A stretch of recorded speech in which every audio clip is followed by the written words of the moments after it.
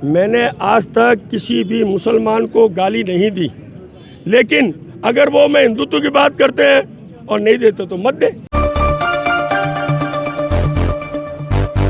मैंने आज तक किसी भी मुसलमान को गाली नहीं दी, मैंने कभी उनका विरोध नहीं किया। मैं हमेशा हिंदू हूँ, हिंदुत्व की बात करता हूँ, हिंदू की बात करूँगा, हिंदू के साथ अन्याय होगा उसके साथ खड़ा रहूँगा। इसके कारण मेरे से कोई नाराज होता है तो 1000 बार हो। और सुन लो मेरी बात, कोई ये चाहता हो कि मैं वोट के लिए हिंदुत्व छोड़ दूं, ये संभव नहीं है। ये कल्ला जी के लिए संभव है कि वोट के लिए उन्होंने मुसलमानों का नाम लेना ही छोड़ दिया, हिंदू कहने शुरू हो गए, जबकि उनके कथनी और करनी में अंतर है। इसलिए मैं उन जैसे दोगला नहीं हूँ, मैंने जो कहा है वो करूँगा। यही एक मेरा, क्योंकि आदमी की सब कुछ ज़बान होती है, उनकी कोई ज़बान नहीं है। वो जनता को आज तक धोखा देता है और आज भी दे रहे हैं धोखा। इसलिए मैं वैसा नहीं बनना चाहता। मैं तो विधायक बनके इस समाज की सेवा करना चाहता हूँ और 5 साल बाद जनता याद करेगी कि हमने कोई विधायक चुना था।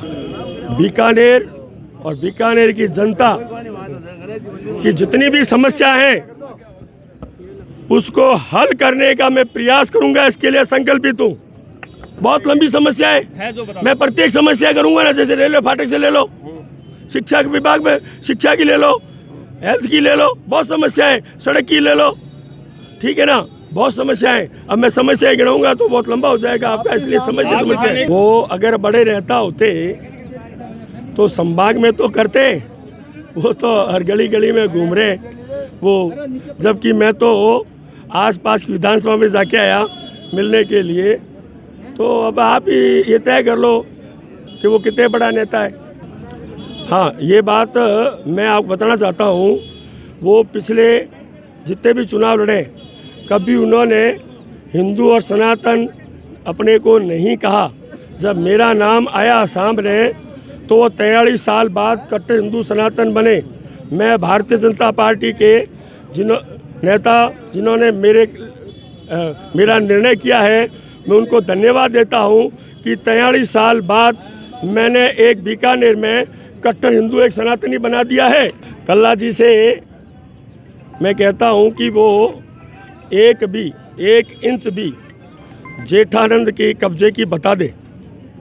अब वो मेरे घर के आगे एक बाखड़ बनी हुई है, मैं उनको आज भी कहता हूँ वो निगम में शिकायत करे, उसकी पैमाइश करे, अगर 1 इंच भी बाहर होगी तो मैं उसको तोड़ दूंगा। और मैं आपको ये बता दूं, उन्होंने कितना यहाँ भूमाफिया के रूप में कब्जा किया है।